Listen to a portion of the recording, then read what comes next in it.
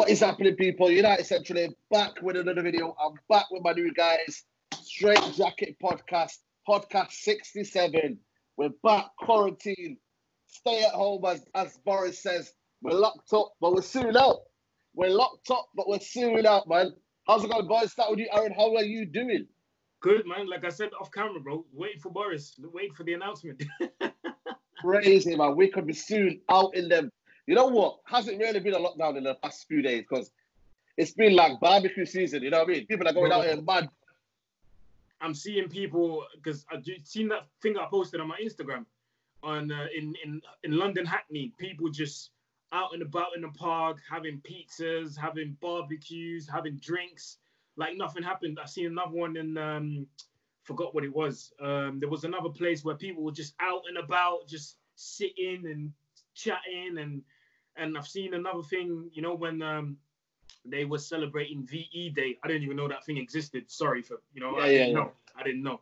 Maybe Nodin can fill us in on that history, a bit of history there. VE Day, people just out on the street celebrating, like close to each other and dancing one behind the other. And I'm like, what happened to the lockdown? What happened to the, you know, the 2 meter restrictions and the you know what I mean? Like, what happened to all of that? So we're about to, if we get another extension, you know why, innit? You know why. Luridin, it's not the best day today. The weather's gone down to 10 degrees, man. What's going on with this weather, mate? What is going on? It's got its hat out. It's bloody winter. What's going on this weather? 1 minute it's sunny and 1 minute I'm freezing. That's Manchester for you, mate. Yesterday, blazing, mate. Topped up the tan, on the shine. I wake up this morning. The wind's waking me up, man. It's literally knocking on my door. That's why I got my hoodie on, bro. Trust me, man. I went to get a fresh fade, by the way, because I thought, you know what, like, you know what I mean? He's topping him up, you know what I'm saying? Yo, my sister cut my hair, don't worry, guys. You know what I mean? But no, how you been anyway, bro? I'm all right. I'm all right. Like I said, waiting for Bumbo, your boy Bumbo Boris, to basically, super middle class people can stay home, work from home. The working classes and the poor have to get back to work, so his millionaire friends can make money. Crazy, man. Absolutely bonkers. But we'll have to wait for that Boris news at 7 o'clock, guys. But for meantime, it's United Talk. Obviously, we know what we'll talk about the Premier League first of all, because we always look to update on the Premier League. And you know what? It's crazy. Absolutely crazy. Today, there's news about Brighton players being tested positive for coronavirus. You see there, what's that player for plays for Norwich? He's tweeting out saying, Campbell, I think it is. He's saying that we're all humans at the end of the day. Yo, listen, man, the Premier League, they love money, yeah, but listen, mate, lives are at stake at the minute. And this doesn't look like it's going to work. So why are the Premier League trying to force something? We are not Germany. We are not Spain. We didn't do it properly. So now you don't have the right to say, you know what, the Premier League should be back. When really, Boris is saying, stay alert. You know what I mean? You're telling football fans to stay alert. You know what I mean? Come on, man, Aaron, man. What? The Premier League is not going to happen, surely. Just void the thing, bro. They're not going to do it, bro. They're going to go ahead and do it. You know it. We've said it a million times on your channel and mine as well. Yeah. They're doing it for the money. It's the money that's involved and the amount of revenue, that the Premier League makes by, you know, showing the matches and whatnot, or especially in this lockdown, the amount of money that they can make is huge amounts of money. Like, I'm talking billions. They can make billions, even more than they was, you know, supposed to make if there wasn't a lockdown. So because of that, they're aware of that situation. So they're very well aware of that situation. So they want to go through with it. And I feel like they want to do it no matter what. They want to do it at all cost, even if it means, you know, I feel like they're going to be, for example, those Brighton players now that, you know, they tested positive for coronavirus. I feel like the Premier League is just going to be if Brighton goes to the Premier and they go, well, we've just lost 3 of our best players because they've contracted the coronavirus. What do we do now? The Premier League's probably just going to be like, play the youth, take three youth players, put them in the first team squad. There you go. You have your squad. Play no matter what. And I feel it's a bit of a shame because those 3 players, I don't know if they mentioned them because I've only seen the picture. I don't know who they are. Yeah, so they haven't mentioned them. We don't know who these players are. Those 3 players can be very instrumental. You know, it could be, I don't know, if it's Glenn Murray, he scores goals. Do you know what I mean? And if they miss Glenn Murray, they could go down because they're fighting for relegation. So it's a bit of a... It's sad because I feel like certain Premier League clubs are going to be forced to carry on with the Premier League, even though they don't want to finish it. You know what I mean? So they're still going ahead with it. And like you said, bro, we aren't Germany. We are not like the other countries who've done their job properly in terms of the government, the health system. They've done their jobs properly in Germany. That is why the Bundesliga is back in their country, because they've acted properly to, the coronavirus. They've provided the necessary equipment, in the hospitals and whatnot. Nurdin said it the other day. We've been warned 11 weeks before this, and we ignored every sign of it. Now we're paying the price. Do you know what I mean? So, listen, you made your bed, you're going to have to lay in it. So, yeah. Absolutely. That's spot on, Nurdin. You lay your bed, you go and lay in it, man. You know what I'm saying? And look, I would say again now, what if it's three influential players for Brighton? What if it's Mopey? What if it's Trossard? What if it's, it could be anyone. And the Premier League can't just say, you know what, we're still going to go on. Because at the end of the day, this is people's livelihoods, Nurdin. And the Premier League are playing with people's lives. It's like if they've got a deck of cards and they're playing it all out now because they say, you know what, we need the money now. Because Bundesliga will be absolutely shelling it right now. The sponsors, everything. Premier League are looking at it. Premier League are looking at it thinking, you know what, we need to catch up with that because we can't afford to start next season behind. We need to pay the people what they're due. So, Nurdin, how do you feel now again, like, obviously, after hearing that today, Brighton? Well, not surprised. I'm surprised. Come on now. I've been calling this. How long have I been? Did I call this? I called this. I think we all called it, didn't we? We never ever had news about not voiding it. We always said, let's void the season. No, it's not even voiding it. If this country did a thing properly, what I mean, I didn't call it to say to get rid of the Premier League, not to void the Premier League. I didn't call that. I called saying this country and the way the government is dealing with things as absolutely madness. Absolutely madness. It's like you know what I mean? The sheep leading the sheep. You know what I mean? It's like literally they don't have an absolute clue. Even sheep have instincts. You know what I mean? And all animals have instincts. Boris and his boys don't have no instincts, mate. They don't care. They do not care. The thing about what the Bundesliga is back. So I'll compare. Because the two countries you can compare. Germany and the UK. Similar population size. Similar in terms of technological advances, in terms of wealth. But in Germany, what did they do? When they could see it 2 years ago, 2 and a bit years ago, most countries in Europe did this kind of thing where they thought simulated tests to think, what would we going to need? How are we going to provide tests? Would we have enough equipment if a global pandemic came? Germany, ready. UK, 10-year cuts into the NHS, devastated the NHS, devastated social services, devastated the welfare, the welfare state. And what do you get? Herd immunity, mentality, this and that. And people that go, what about Sweden? Sweden's got sick health system, mate. Sick welfare state. Are you kidding me? Comparing UK to... People are going to... But Sweden have not done that. Go to Sweden. Different levels. Different levels, right? So just break it down. Germany did 3 things. The World Health Organization said 3 things. Test.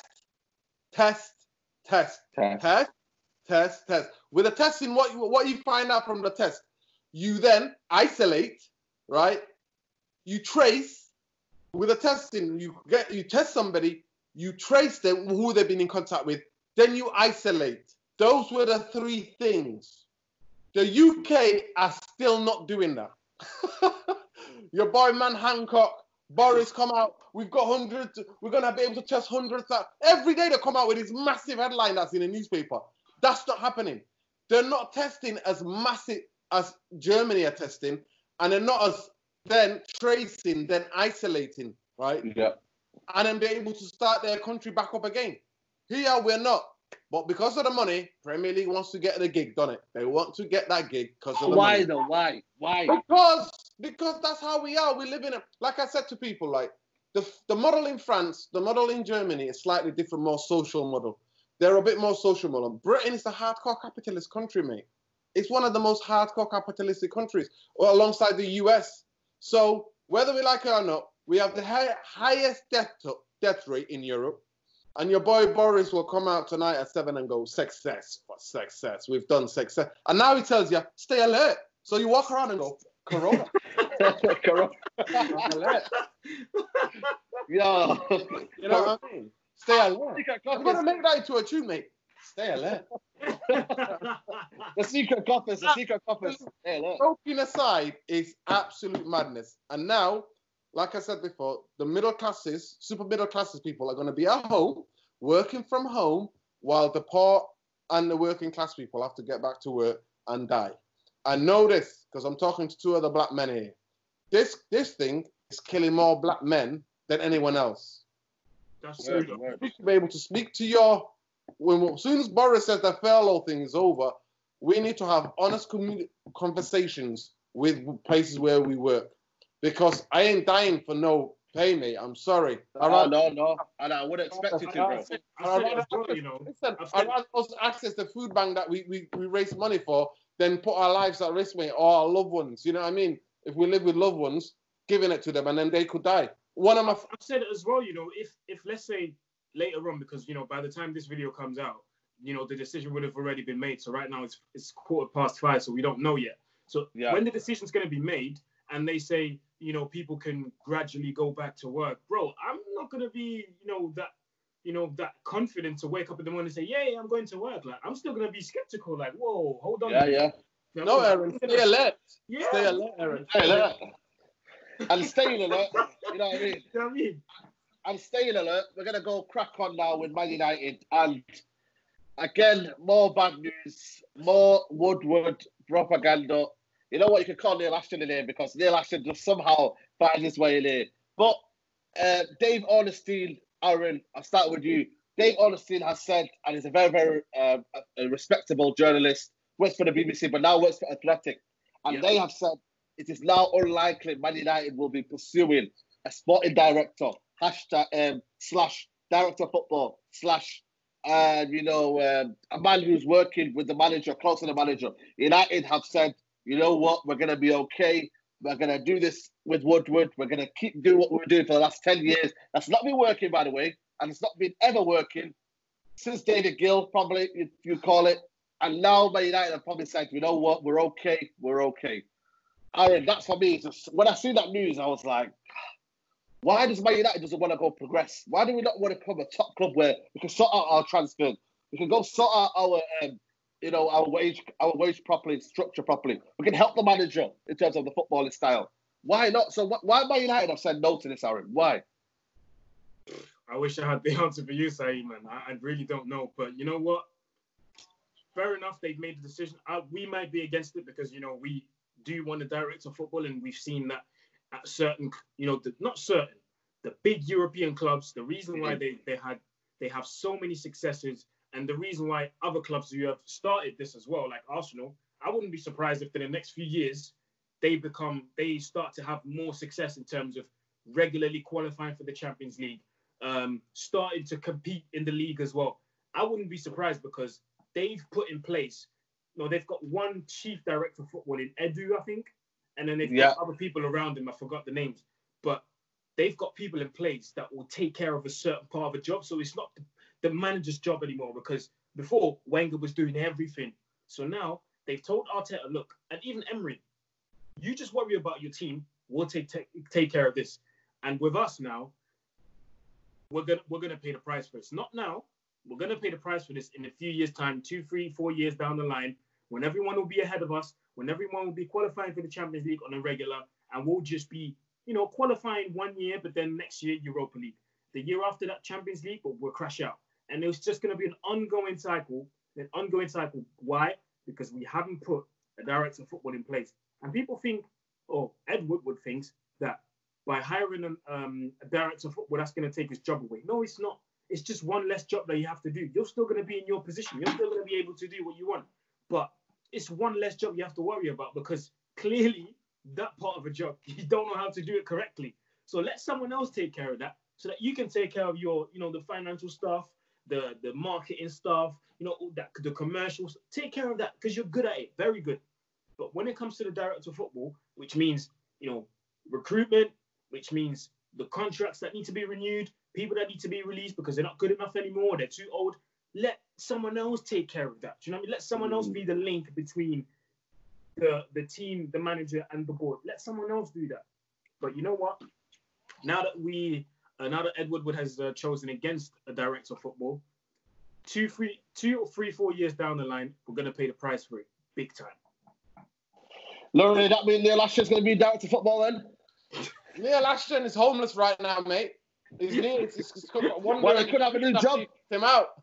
He could have a new job now. You know what I mean? No, Woodward and him could be doing co-manager, co-CEO. You know what I mean? Well, I don't know about that, but maybe you could tell us more, innit? Since you've got that tight relationship. And all I ask the question is, how's that poster coming along? How's the plan for the poster of Woodward coming along behind you? Well, apparently, you know what I mean? Jadon Sancho doesn't look likely, so he might have to be on hold. You know what I mean? I'm gonna have to just keep it not rusty. Basically, it's going to be 2 years. If I'm not mistaken, it's 2 years this summer, this June. It's going to be 2 years this June or July, when we said Man United have said they're going to go and get 2 years ago. It was at a very tumultuous time of the time we were all in depression because of Jose's tactics, Jose buying players, Jose, what he was doing, the madness that he was doing. When Man United first said we need a sporting director, a footballing director, sorry, a director of football, how you want to dress it up. Basically, the role is almost a super agent. He's almost somebody who knows about players, knows about how big club works, understands the quality that's needed in positions, that works closely with who's basically the head of the transfer committee. So the manager is involved, somebody of the board is involved, so the CEO could be involved, the manager is involved, and scouts are involved, and then that's what you build a recruitment team. And that team is responsible for, with the CEO, with a board, what players to renew, like Aaron said, who's to renew their contracts, who to get rid of, who to bring in, looking at the overall squad shape, looking at positions that we need, quality that we can get. Can we pounce if something happens? Then what they need to do, they need to then have contacts all over. I'm talking about contacts in continents, in all 4 or 5 continents. They need to have people there they know. They have to speak multiple languages. Basically, the job is for the best guy in the world. Manchester United, a club of our size, where we know the top almost 7 or 6 clubs in the world operate with a director of football and operate within that kind of system. Man United are refusing to do it because your boy Woodward and your boy Neil Ashton, because you know what? I've come to a conclusion. I think the guy's a Liverpool fan. I genuinely think he's a Liverpool fan. Come on, no, I'm not, because this is like sabotage. This is the sabotage of all sabotage. Like, why would you want to sabotage? And Aaron says something, because this is pushed around the world. Oh, he's really good. He's really good at his job. No, he isn't. Ferguson put Man United on a pedestal with Fergie's success. We should be so far ahead of anybody else in world sport, not football, world sport. We should be competing with the top franchises in America in terms of marketing and commercials, in deals. But we're not. Liverpool are catching up. City are not that far away from us. Arsenal are now fixing things. Chelsea have been working on it for years under Ibrahimovic. So the idea that he's some good at something, the thing that Woodward was so good at was getting the rest of the shareholders who had shares in Man United to sell to the Glazers. Hence why he's the Glazers' favourite toy. It's been hard for them to get rid of him because he makes the money. He has no other qualifications than that. Man United should be so far ahead in English football or in European football in terms of commercial deals and everything else. But he hasn't. He's not that good.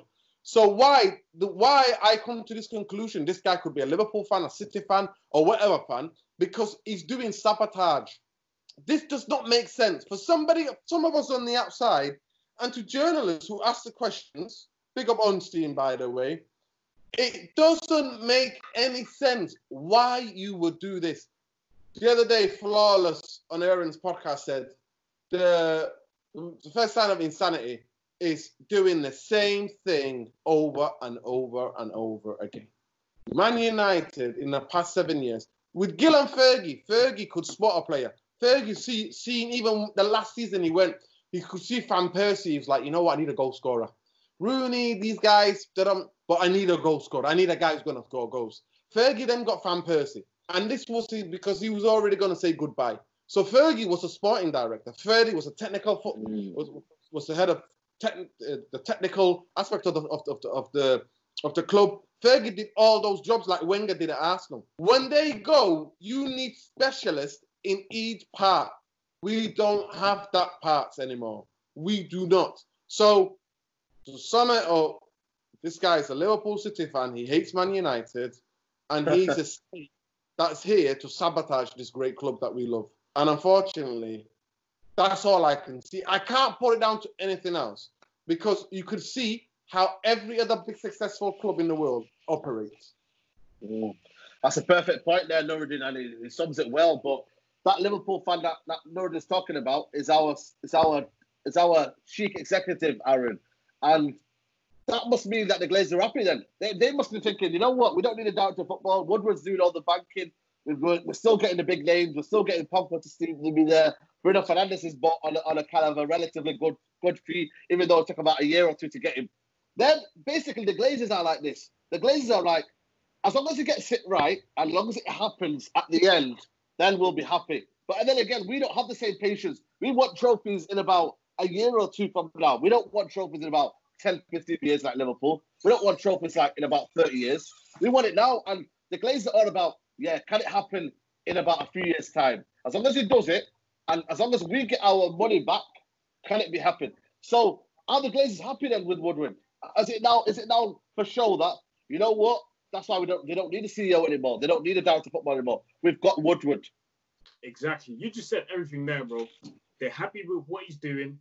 They're happy because the money's coming in from the revenue's coming in from the shirt sales, the commercialization, all of the extracurricular stuff that they're doing outside of the pitch.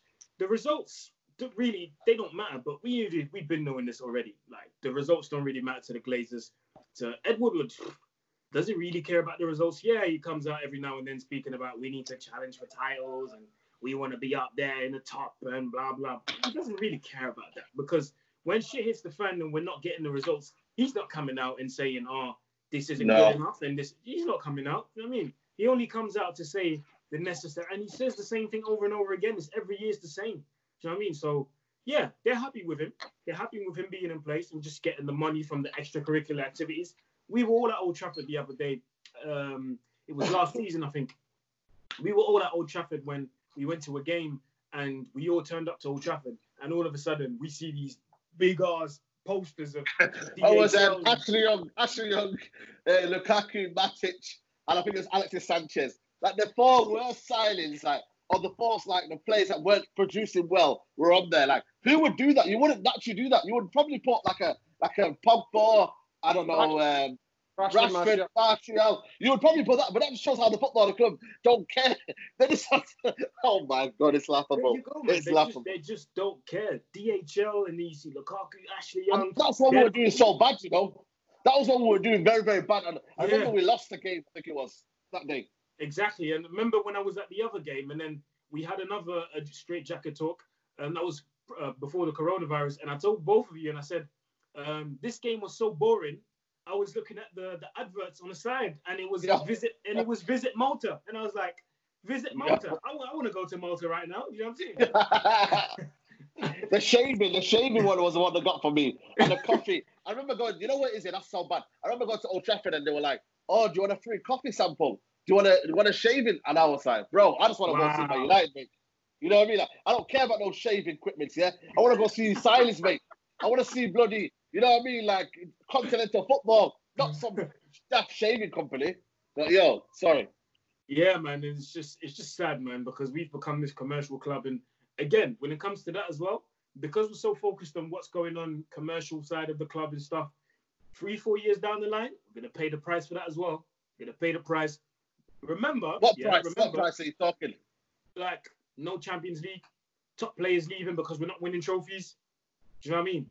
Now, mark my words, yeah. Right now, Rashford is what, 21, 22? 23. 23, okay. 23. He's still at the club, yeah? No worries. But imagine we stop winning trophies 3-4 years down the line. Do you really think he's still going to be saying, oh, I want to finish my career at United? Because he hasn't won the Premier League. If he wakes up... Agents won't let him. His agents... Yeah, I know. But if he wakes up, yeah, in 4 or 5 years down the line, he's 28, 29, and he still hasn't won the Premier League, do you think he's really going to stick around? No, he's not. He's not. You see what I'm saying? So I think one more season, of this, and I reckon he'll leave. That's alarming. I think 2 more seasons of this with, barely a qualification for the Champions League, no challenging for the title. 2 more seasons of this, Martial's gone. Pogba's going to go anyway because of that. Rashford, I'll give Rashford 3. I think Bruno's going to stick around for at least 3 years. Okay. He's going to stick around for at least 3 years. But I don't know about that, Imagine Exactly. I say 3 because I'm looking at it a bit. Do you know what I mean? A bit 3. But 2 years and it's still the same. Bro, Bruno's going to be gone. Because ultimately, a footballer's career is very short. And I don't care what you say. You play football not because you love the club and you play football to win trophies, bro. Because when you retire, what people are going to remember is not, he used to have a good connection with the fans. No, he won trophies, bro. You see what I'm saying? Cristiano Ronaldo is going to be remembered for his goals and his trophies. Lionel Messi is going to be remembered for his goals and his trophies. It just happens so to be that he's at Barcelona and he's a one-club man. Yes, I agree. But other players, Ibrahimovic, do you think people would care about his allegiance with fans? No. They care about the goals that he scored. Everywhere he's gone, he's won trophies. And that is something you can't take away from him. You see what I'm saying? If I was a footballer and I retire in a few years, I want to be remembered for, even if I don't score goals, I want to be remembered for my trophies. I don't want to be remembered, he had a great connection with the fans. And that's not me slagging off the fans and me saying that it's bad having a connection with the fans. But ultimately, you're remembered for trophies. And we need, if Man United stop winning trophies, and let's say, I don't think have we gone 1 season without winning anything since Ferguson left? Of course, yeah. I'm sure we've had. The Moyes didn't win anything. David Moyes. Yeah, David Moyes didn't win. One of the years in Van Gaal, we didn't win anything. Van Gaal's first season. We didn't win anything. Van Gaal's first season. Mourinho, we only won his first season. We didn't win anything else after that. Yeah.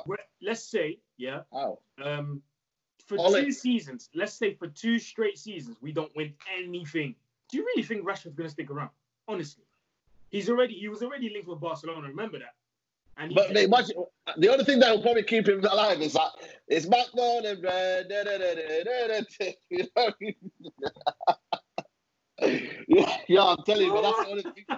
That's the only thing he might stay, just to hear them words, man. But yeah, sorry, Aaron, go on, keep going. Yeah, that's my conclusion. If we stop winning trophies, players will go. Do not get it twisted.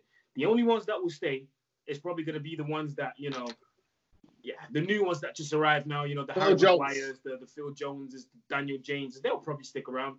But like Rashford, Martial, Pogba, Bruno, do not get it twisted, people. We don't win no trophies. Bruno ain't going to stick around, mate. Don't get it twisted. Fred. Do not Fred as well. Going to be gone. Wan-Bissaka, gone. Oh. They're all going to be leaving. Do not get That's twisted. Scary, man. That's not me saying. Scary. That's not me saying that they're not loyal to the club. That's me saying that every player wants to win trophies, especially if you're playing at a club like Man United. You have to win trophies to keep your best players and to keep even potentially future top players around at the club. Greenwood. Listen, do you really think if we stop winning trophies for 2 straight seasons and Bayern Munich come knocking on the door, hey, we want Greenwood, do you really think it's going to go, nah, I love the club? Bro, he's gone. Real Madrid come knocking. See you later. Real Madrid, let me tell you something, yeah? There's no way anyone says no to Real Madrid. There's no way you're saying no to them. That glove. When the thing about it is that the only thing that I would say is that I think because for the love for Man United, most of those players will go abroad. They'll go to Barcelona, Real Madrid, or Bayern. Or Juventus. Yeah. That's the only comfort we have, lads. The only comfort we have, lads, exactly. some of those players, right? We don't see them popping up at Liverpool, Man City, Arsenal, or Chelsea, or Spurs. We'll see them popping up in Europe to go and play. And actually, I'd watch those teams just to see how they're doing because I'll feel like, thank you, you didn't go to our rivals here. Liverpool. We already know that. Yeah, we already know that. But for me, the thing about it is that Rashford loves Man United, but his advisors, you know, the entourage around him, his agent, all of them will be like, listen, Rashford, footballer career is short. If Man United, you're not going to be Steven Gerrard, right? No. You're not going to be here if it's like Steven Gerrard, mate. You are going to go and excel. You're going to be one of the best players in the world. You could be potentially. Martial the same. Pogba already knows that. That's why the biggest misconception of the Pogba saga, some of our fans refuse to understand, is that Pogba just doing exactly what Wayne Rooney did at that certain time. Carrying us. You need to get players. And those people do not get it twisted. I know he's the flavour of the month, the flavour of the past couple of months, Bruno Fernandes. Bruno Fernandes is a winner. If he sees Man United not buying enough better players to improve the squad to go and challenge, he's going to get frustrated. Why? Maria. Listen, didn't stay long, did it? Listen. Maria didn't stay long. Listen, what did he get frustrated with Sporting Lisbon? Because he keeps saying Benfica and everybody else and Porto beating him. So why is he there? Why does the point now? Ambition. I already talked about ambition. Man United's ambition now, maybe it's changing now. Maybe they don't want to see a trophy anymore. That's the change.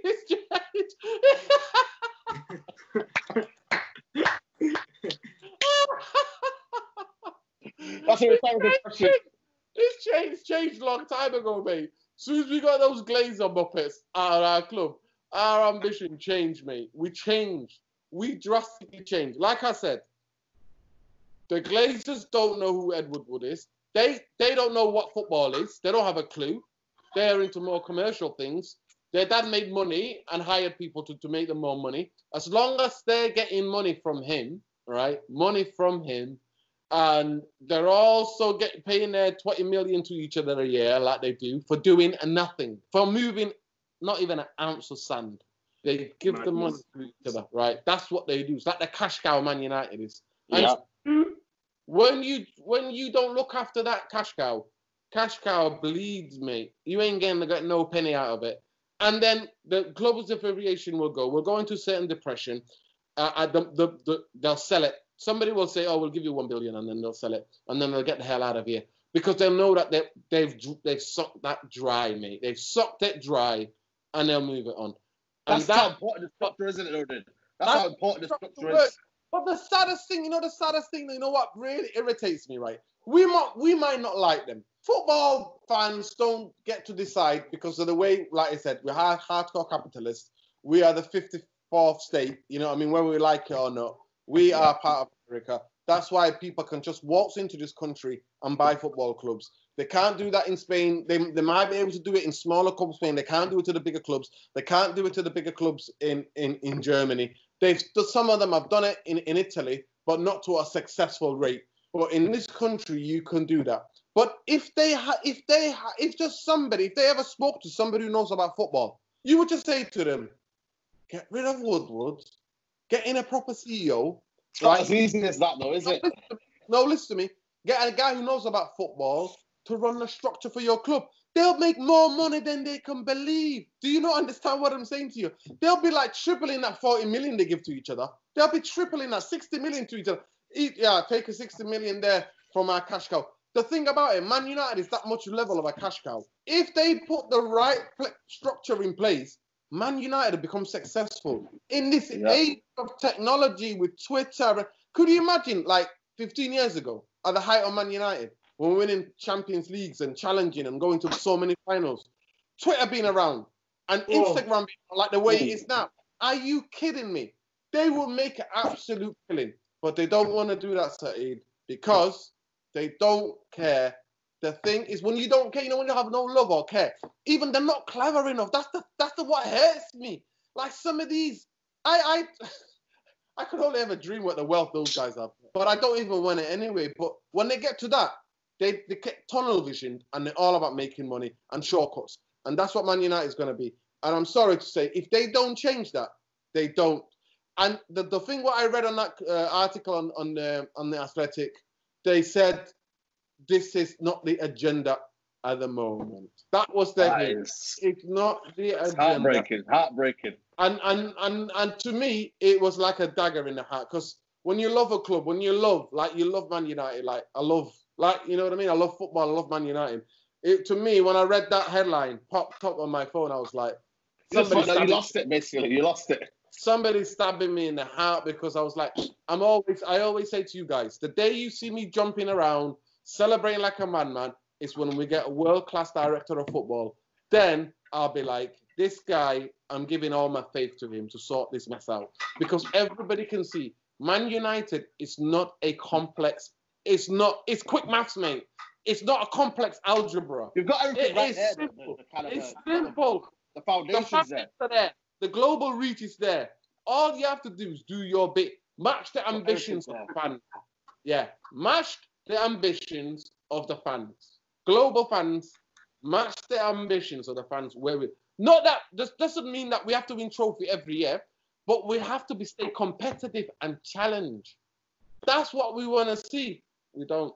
Your boy Woodward, that poster, I think the printers have put that in there. They've not even brought out the material. They've not even built the material to make that poster, Saeed. Oh, man. Aaron, Lauren talks about agendas there. You know what I mean? You look at Ole Gunnar Solskjaer now. You know what I mean? You would call it an unproven manager. Wants to do well at the football club. You would say tactics are not there, but he's trying in terms of bringing the morale back. You know what, mate? The morale can only go for so long, Aaron. End of the day, you need to win trophies. You need to improve on what Mourinho did. And that is like, you know, winning trophies, better style of football, you know what I mean, making us improve every player, you know what I mean, getting a kind of, getting Man United back. I always call it Man United Football Club. You need to get it back to where it belongs. And you just got to show what is the agenda now for United? What is the ambition now for United? Is it top four? Is it challenging Man City, Liverpool? We're way ahead of them. We're way behind them, mate. We are, it's kind of scary how far we're behind them. And they're going to keep going. They're going to get Werner for 52 million. Apparently, they're not far off the valuation for Timo Werner. That's a striker Man United could do with. You know what I mean? So, I don't know, Aaron, man. Break it down in terms of what's our agenda for us, man. What are we right now? I think right now what we are, like I said, a commercial club. And it's not helping that, key figures in our club are just making the club seem like it's like a nostalgia club. It's all about emotion. Sorry? Fanta FC, my selector. Yeah, it's just all about emotions and who you like and who you don't like. And it's all about, I like this player and I don't like this player. And it's not about, the concrete things that are ahead of us, which is get a director of football in. The scouting system needs to be better. Even the way we sign players. I know this was only like a rumor and this comes from the Mirror. But yesterday, I read something that said there's a central defender somewhere at Swansea, and Ryan Giggs gave him his debut in the Wales national team. All of a sudden, we have to sign him because Ryan Giggs likes him. And I'm like, well, if we have to sign everyone that Ryan Giggs likes, where are we going to end up? Do you know what I mean? Bro. I mean, I like Messi, but that don't mean we need to sign him for Man United. Do you see what I mean? You don't suit us right now, does it, Messi? It's now what are we doing now? Is it recommendations FC? Like, nah, come on, man. We need to buy who we need, not who we like.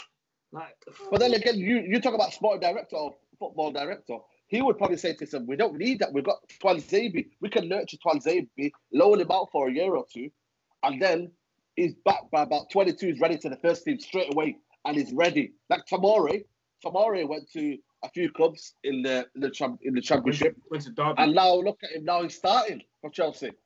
So you know what I mean. You don't need to do all this stuff like go buy these players when really they're ready at your doorstep. Tuanzebe. Like, when I heard that story, I was like, 20 million. What's the point of spending 20 million when you got Tuanzebe? You got that guy, that 16-year-old kid that's going up now. You know, in the academy. You got them coming up. Why would you spend 20 million on him?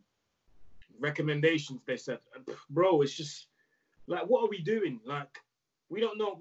Nobody's heard of this kid apart from Ryan Giggs. Like, let him do his career the way he wants to. Like, it's not every player that you start liking that all of a sudden, because Daniel James, people think Ole Gunnar Solskjaer signed him. No, he didn't. It was a recommendation from Ryan Giggs.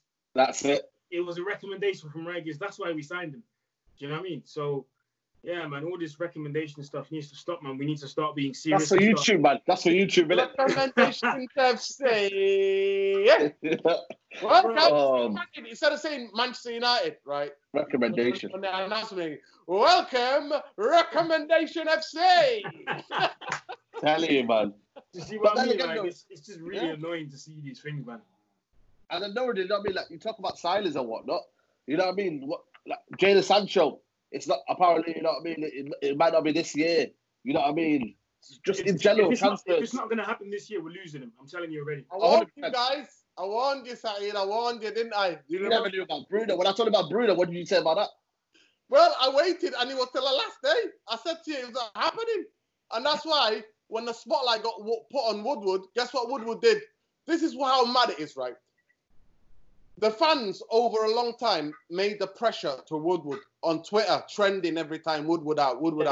You just see now, and Glazers out, like the owners. And all Arsenal fans, you tell me now in Europe, what are the fans? How is it around Europe or football Twitter that those things trend? Nobody.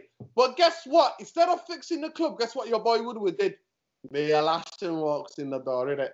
That is the levels. That is the levels of Man. If you want to understand what's going on at Man United, that little bit of story I've just told you, sum Man United up. When the CEO, other than looking at himself and going, why are these fans angry at me? Why? Because these people actually think, I'm like, Woodward, we the fans love Man United more than you do. We know Man United more than you do. You're not a Man United supporter. We read everything. And yesterday, as soon as I read the headline of that kid, I got on YouTube and I watched him. Basically, this kid at Swansea, he's good on the ball, but he's slow ass, and he's basically poor man's Harry Maguire. We don't need another one. I swear to God, he's a B-Tech, a C-Tech Harry Maguire. Forget about poor, because you know what? I'm degrading the poor. You know what I mean? I'm degrading the poor. Just level C, level D, level E, right? Harry Maguire. He is good in the air, right? He's good footballer. He could go to Liverpool, whatever. But Man United need a guy who can play alongside Maguire, not a Maguire-like. We've already got the Swedish kid who's similar to Maguire. We need a faster guy to play with Maguire. A faster. A guy is not independable, is he? It's not somebody you can depend on. He's injury prone. You can't depend on him. That's the thing. Exactly. He's injury prone. But that's who we are. I'm sorry to say, Saeed, this is, without structure, we are recommendations, banter FC. And Aaron already laid it out. In a couple of years' time, we will have, if they don't change this, we will have that trophy to ourselves, that banter trophy all to ourselves. That cabinet at Old Trafford, the banter trophy size, will be big, and that'll be the crown at Man United. The banter FC crown will be wearing it for a long, long time, because Arsenal in the background are getting things in place. But that's what I was going to talk about. Your boy Neil Ashton to go and do propaganda for him, other than going and fixing the things that's wrong with the club. And the Glazers... Maybe this is why they brought Ole Gunnar Solskjaer then, just to kind of mask away all the problems at Man United. Maybe this is why. Aspect of it. But I can still see Ole's in the honeymoon period. But we will see. Because if the players are not there and Ole gets the pressure, he might just burst like a cooker, mate. He might just reveal it all. He might just go, I'm walking and this is what they are. At the end of the day, we can all see it. We can all see it. We can all see he's not the guy who's in control. He was the guy to manipulate the fans. And unfortunately, some of the fans have been manipulated, me included, are appeased. But then my pressure is always on the Glazers and Woodward. And instead of fixing the club, who did he buy? Who did he sign? We signed Neil Ashton, propaganda guy to appease and to give stories to his friends, to go, write this, write that. And you know the funniest thing?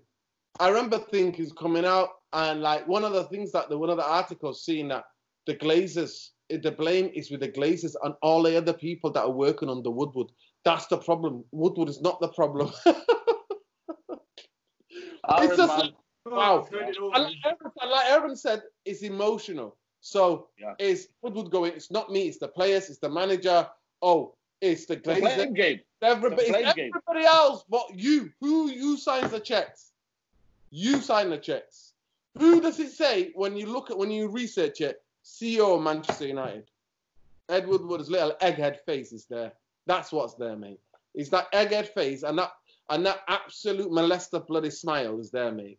That's what that guy is. He's molesting Man United, mate. That's what he's doing. He's molesting and touching Man United up, mate. We need to call services. We need to call footballer services to get that guy out of our club. Bloody hell, it's going to take a long service, mate. It's going to be a hefty bill.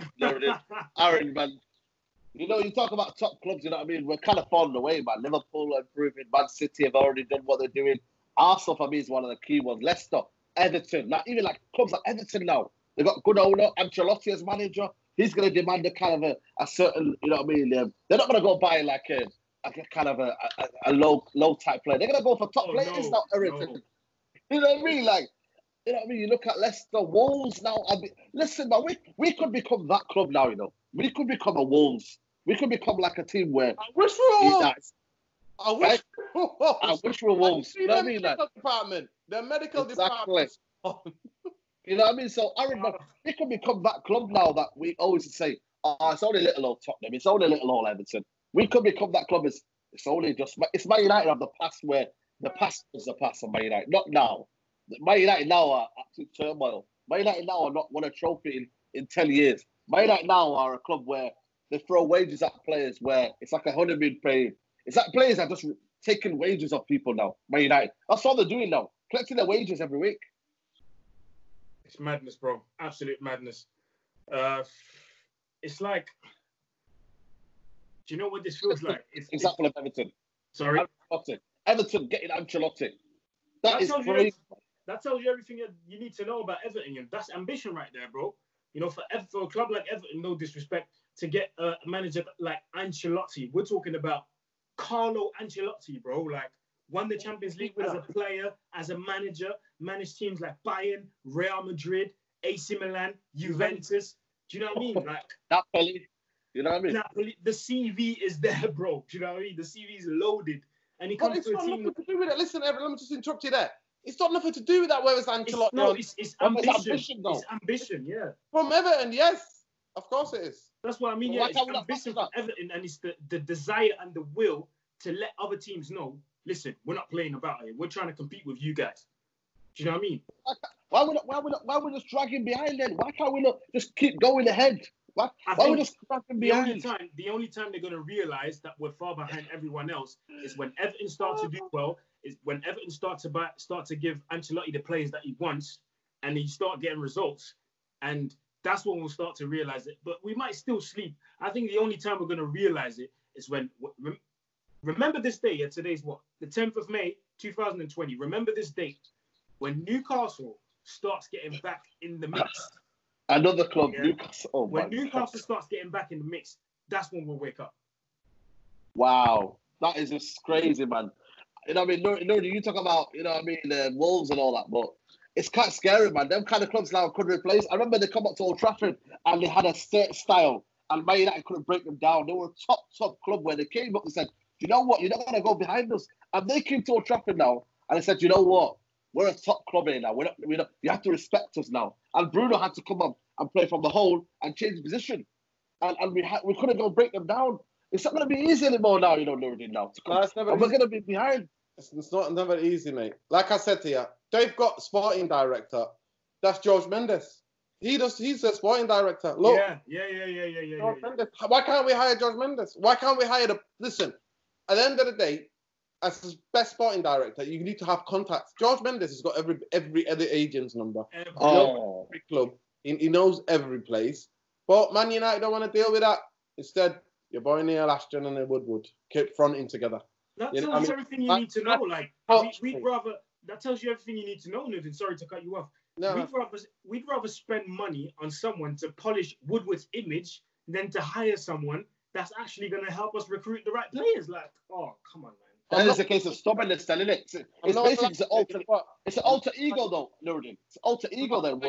I've been listening to the audio book, Soccernomics. I'm telling you, boys, I cannot stress it enough. I've mentioned it before. Soccernomics is the book you need to read. Football success is about recruitment, mate. Recruitment. Yes. It is. Your manager doesn't even have to be that amazing. If your recruitment's right, players take responsibility and go, we need to win here. There you go. I mean, we're all watching. Have you started watching it? Yes, Saeed. Have you started watching the Last Dance? Man, I finished it in the day, man. Listen what I'm saying to you. The Last Dance. You see, they buy just Jordan. This is the equivalent. Jordan comes to the Chicago Bulls. They've got decent players. Then they go and get Scottie Pippen. Then they go and get Rodman. When they got those three, then they built the nucleus of the team's success became those three big players. Yeah. Then the other guy was Horace. Then they maneuvered these other players to complement it. Rodman. If it was just Jordan can't do it himself. No. Not one player can do it himself. That's why recruiting. And at the end, that guy at the Chicago Bulls had what Ed Woodward was doing to us. But Ed Woodward didn't even have his peak. The guy started sabotaging. The guy who put it all together thought, right, I'm going to take it all apart. And his ego got ahead of him. And that's why the Chicago Bulls, they could have been the most successful basketball team in the history of basketball. No. The guy's ego got top of him, thinking that he knew it all. Disbanding everybody and getting rid of the manager, then the players then going, we're not going to play if the manager's not there. So that's what it shows. Recruitment is beyond the end of it. A manager is only good as the recruitment he has. There are some managers who are incredibly well at getting the best out of players, and there are some other managers who are incredibly telling players who are not that good that they're amazing. Right? For example, I'll give you an example. Brian Clough was one of those guys who could absolute man manage. He could spot a player, buy a player, and back in the day, Nottingham Forest came up like equivalent now, coming up from the championship, like Wolves now. So equivalent.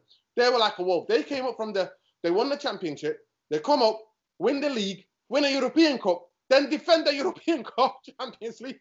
Could you imagine? You know, all he did with that by selling and buying players. And you know what? Nottingham Forest were a selling club. Then he would buy players, sell them at a profit, get other players. Do you know what I mean? But get the team as a cohesion to play good football. And I'm sorry to say, I can't see Ancelotti. I can't see Poch. I can't forget Ole Gunnar Solskjaer. Even Pep Guardiola will struggle with Man United. I don't care what anybody tells me. Yeah. The best managers in the world will struggle at Man United because Pep Guardiola went to Man City. Even though Man City were buying players for Pep Guardiola before he was there, Pep Guardiola went to Man City and bought almost 28 players. Yeah. But he went because the structure was right. That's why he rejected United. And then on top of that, he asked for 20. He replaced 20-something 8 players. He signed off different players. You'll remember now. Tell me the team. Please think about it. Maybe for next show. Look at the team that started for Man City the season, that finished the season that season, and then the first day when he came to the team now. I'm telling you, strip the whole thing back. That's true. That's what happened. And that just shows you how much of a mess and kind of a. That's why maybe we've got Ole Gunnar Solskjaer, because he can almost bear with that, and he can like say to himself, you know what, I'll take all the kind of a stick right now, but in about 5 years' time, I want you to be ready, and I want you to be kind of almost, at least like competing again. But I just don't see it happening. And how are players going to wait, Saeed? You just answer that question yourself. How are the players going to wait 5 years? Do you think Bruno Fernandes is going to wait 5 years? Not until it's 28. It's going to wait 5 years. It's going to be 30. You're not going to wait 5 years. The thing about what people don't understand, and you see it again, Ed Woodward and Neil Ashton send Solskjaer out, and guess what they say to him to say to the fans? I'm happy with the players that I've got. He did an interview the other day. Let's talk about that interview. The getaway words where Man United are good. We're always looking to improve the squad, but I'm happy with the players that I've got. You happy with Dan James when you can get Sancho? You're happy with Dan James, and right? Dan James is a squad player. Don't get me wrong. We need a squad. Don't get me wrong. Yeah. But Sancho's gonna incredibly improve that right hand side and give us a balance. For the first time, if Sancho was to come, we will have a proper balance there. Rashford will get you. Switch the ball one side. Rashford is gonna get you. If not, Sancho's gonna get you. You know what I mean? You know what? I'm less confident now about Sancho. You know, I really am, because I just look at it and I took it. Why would he leave Dortmund? Champions League. They've got the Bundesliga already, Aaron. They've got the Bundesliga already on. He's favouring Germany from the Corona. And you know what? And he's thinking like, I looked at his demeanour. It doesn't look like someone who's looking to leave the club. He's only 20 years old, Aaron. He doesn't need to leave the club right now. He doesn't need to leave the club Dortmund right now. He doesn't need the pressure of the English media saying, you know what, he's a flop already, 100 million. You know, he could leave maybe when he's 22, when he's ready and he's developed. Real Madrid, I always said to you, Real Madrid, Barcelona. Bro, they're the two big clubs that guarantee trophies, mate. The factory, the trophy factories. Right? You know what it is with Sancho? It's the trophy factory. You know what it is with Sancho? I think, like I said, if we let him stay one more year, Dortmund, we've lost it. We're not going to get him because when the prices, because when the valuations of the players go back to normal, it's going to be back to 150, you know, maybe 200. We never know. Good night, Vienna. Sorry? Good night, Vienna. Yeah, good night, Vienna. So, yeah, listen, like you said, he's only 20 years old. He's not in a rush. He's got a long career ahead of him. He can look at this situation and go, well, all right, cool, I can stay 1 or 2 more years in Germany to develop even more, because he's obviously liking it. He's got young players and experienced players around him, which is a good mix. He's getting along with everyone. He ain't got no problems with anyone at the club. Yeah, there was a little, you know, hassle, let's say, when he came back late from international duty, but they gave him a fine. You know, story's done. Everyone is back happy. He's happy at the club. Do you know what I mean? Like, why would he desperately leave? He doesn't need to leave. If it's possible, then he will, but he doesn't need to. So, listen, I won't blame him if he doesn't come, you know, because, like you say, bro, people want to come to a country and play at Manchester United where the press is already, you know, hammering you for being on Instagram Live and, you know, that Instagram Live story. You know what I mean? The press is already hammering him, and he's not even playing in the Prem yet. Yeah. I mean, he's staying in Germany. Tell me more. And German football will only be beneficial for him because he's going up against very good teams every single week. A lot of people say that the German league's trash. There's a farmers league. It's all right, you know. It's all right. It's harder than people think, you know. That goes back to, you know, but that's a conversation for another day. That goes back to people not watching the Bundesliga enough and only thinking that the Prem is the top or the creme de la creme and there's nothing else that exists. And people will find out now when this comes back how good the Bundesliga is. Exactly. They will see how many talents that the Bundesliga actually has. So he's going to look at this like, yo, I'm competing against a lot of good teams every week. I'm playing in the Champions League every single season. Why would I want to leave? Why? Because in the Champions League, that's when you can really, really show your talent. That's the biggest European stage where you can showcase your talent. Do you know what I mean? So, yeah, why would he leave? Why? Just to wrap up the podcast, guys, Lauren, I'll start with you first. Are you worried about the future in terms of, you know what I mean, where United could be in the next 2 years? Of course, I'm worried. Without a director of football. Yeah, I'm worried. Like I said, this was a painful headline, very painful for me, because I'm the Mr. Structure, mate. It's all about structure. I know enough about football in all the years that I've watched. If the structure of your club's not right, if the recruitment's not right, there's no success, mate. And some people will think this and think, oh, just that's as simple as that. It's not simple as that. Of course, with a director of football, you can buy players. Players can flop. Players might find it hard to adapt. But nowadays, you've got all of this technology, like analytical technologies there for you to really analyze. Even like I said, Liverpool used that thing where they look at the stats of how many times the players passes the ball forward, how much of those pass forwards relate to goals, how can a defender hit the first 2-3 passes, all of that. You could minimize that. The injury records. Man United, I think a sporting director is a threat to everybody there at Man United, because if he came in, he'll look at each department of the football first, and he'll go, I don't know what you're here for. What even down to like hospitality. He'll go into every single thing. Yo, he will have a look at everything. And to me, start with the first team and also starting for the rehabilitation and the medical school and the medical looking at them going, what the hell are you doing? And then a football director might even impose a coach to come and work with someone like Ollie. So listen, Ollie, yeah, Kieran McKenna and Carrick is always a decent player, but he ain't the best coach. We want the best coach working with you, mate. The best coach, the best fitness guys, the best injury prevention guys in the world. We need those guys. Yeah. And the crazy thing about it, a lot of this is in America. Man United have already got a market, like they're in that market already because of our owners. You know what I mean? Like we're in that. We could get the best. We could get the best fitness coaches, the best injury rehab guys. We could get all of these guys, but no. Instead, we have Pogba literally asking expert advice to say, these guys are messing up my ankle, messing up my leg. Can you please help me? And then fans are coming out visiting him going, what is he doing playing basketball? It's the madness. Aaron, quickly sum up. Are you worried? You know what I mean, for the future without director football? I'm massively worried because we're focusing on the wrong things and we're going about the way we're approaching things is totally wrong. We're not acting like a big club, and that is my biggest worry. That that's going to cost us a lot of things. Like I said, we could go 2 years without a trophy. Players could leave, even the ones that claim to be the most loyal to the club. They could leave because we're not winning anything. So, yeah, man, I'm definitely worried. I'm worried. Yeah, because the field-goal factor can only stay so long, man. Because I feel like Valverde for Barcelona, you know what I mean, had every single player there, you know what I mean, but, you know what I mean, Messi, and what happened was he couldn't do it, and you know what I mean, and then the structure came down to him and said, you know what, mate, it's just not good enough. He was successful. He won the league, but he didn't win the Champions League. He didn't win the Champions League, yeah.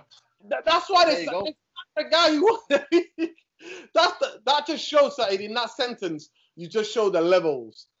There's levels and then there's levels. We're begging with our Woodward, with the Glazer ownership, we're begging to finish in the Champions League, where Barcelona are sacking a manager because they didn't get into the Champions League final and they didn't win it.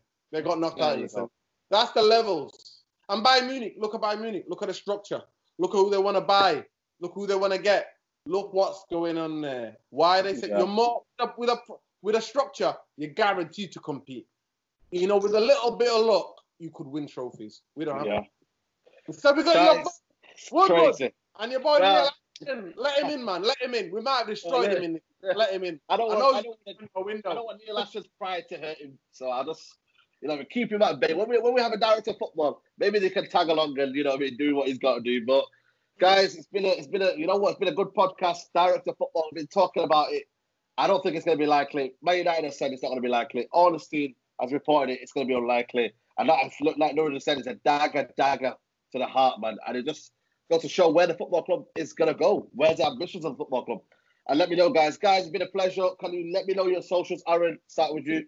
Mr. Aaron UTD across all socials. Make sure you follow me and subscribe to my YouTube channel as well. Yeah, man. Go subscribe to Aaron's channel. It's Road to 5K. Make sure you go check him out. He does European football podcast. And we're going to do a weekly news flash every week. I think it'll be on Monday. I think we'll do that again. And yeah, man. Tuesday. Yeah, Tuesday. So yeah, man. Go check that out. Go support his channel. Nuruddin, let me know your socials, bro. That guy, Red Devil, mate. That guy, Red Devil. And I'm there. And the quickest divorce in football relation propaganda, Saeed, Neil Ashton, Woodward. Guys, we're going to leave it at that, guys. Make sure you comment below what your views are on the director of football. Do you think it's essential? People might think it's not essential. People might think, you know what, you can just throw money at it. We've been doing this for the last 10 years, so I don't know if that's the solution. But let me know if you disagree with us, or let me know if you agree with us. Let me know in the comments below. I hope you've enjoyed this podcast. Podcast 67, guys. Straightjacket podcast. Make sure you like the video, guys. Subscribe if you're new. And comment down below, man. Let's just, road to 15K, guys. I would be very, very appreciated if you could subscribe to the channel. And yeah, man, it's been amazing. We're still in lockdown, but by the end of this video, or by Monday, you want to say we're going to be stay alert. Guys, Smash a like on the video. Subscribe to their channel. Subscribe to my channel. And I'll see you soon, guys. Take care. Bye-bye. Peace.